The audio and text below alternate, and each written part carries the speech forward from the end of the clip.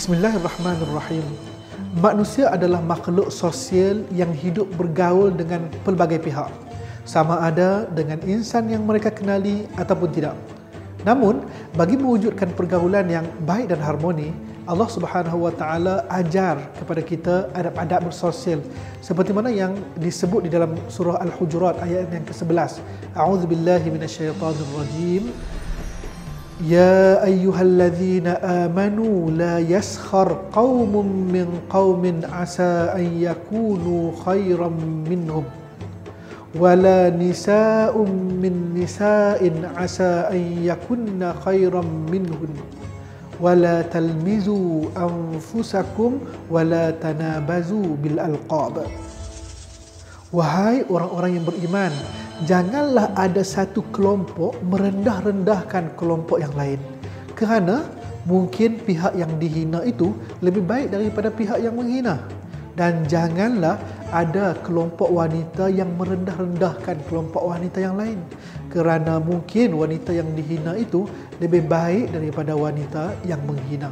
Janganlah kalian berkata nista kepada orang lain, dan jangan pula kalian memanggil orang lain dengan gelaran yang buruk. Ayat ini menjelaskan 3 pantang larang syarak ketika bergaul dengan orang lain.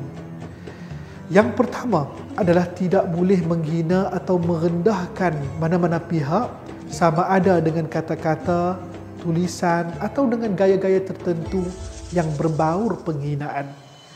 Yang kedua yang dapat kita belajar adalah tidak boleh berkata nista kepada orang lain. Dan yang ketiga, tidak boleh memanggil orang lain dengan gelaran yang buruk dan memalukan. Menerusi lafaz la yaskhar qaumun min qaumin, Imam Ibn Kathir berkata kalimah ini merujuk kepada apa jua perilaku yang berunsur menghina, memperkecil dan memperolok orang lain.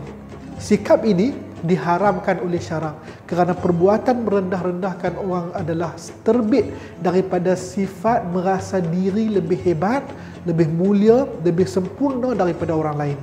Dan ini adalah bibit-bibit sifat takabur, sombong yang pernah menjadi punca iblis dilaknat oleh Allah Subhanahu wa taala.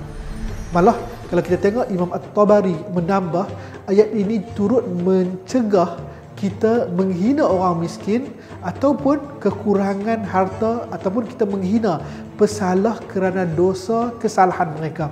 Maknanya kesalahan dan kesilapan orang lain bukan menjadi sebab untuk kita merendah-rendahkan mereka, kerana siapa tahu jika ia bertaubat dan berubah, ia mendapat pengampunan dan kemuliaan daripada Allah Subhanahu wa taala.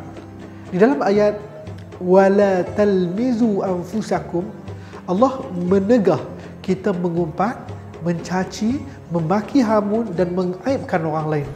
Berkenaan ayat wala tanabazu bil alqab pula, Ibnu Mas'ud pernah berkata, kita tidak boleh memanggil orang lain dengan panggilan wahai Yahudi, wahai Nasrani kepada mereka yang baru memeluk Islam, sekalipun benar mereka dahulunya berasal daripada agama Yahudi dan Nasrani. Malah Ikrimah Maula Ibnu Abbas menambah, ayat ini turut mencegah memanggil orang Islam dengan gelaran seperti kafir, fasik ataupun munafik.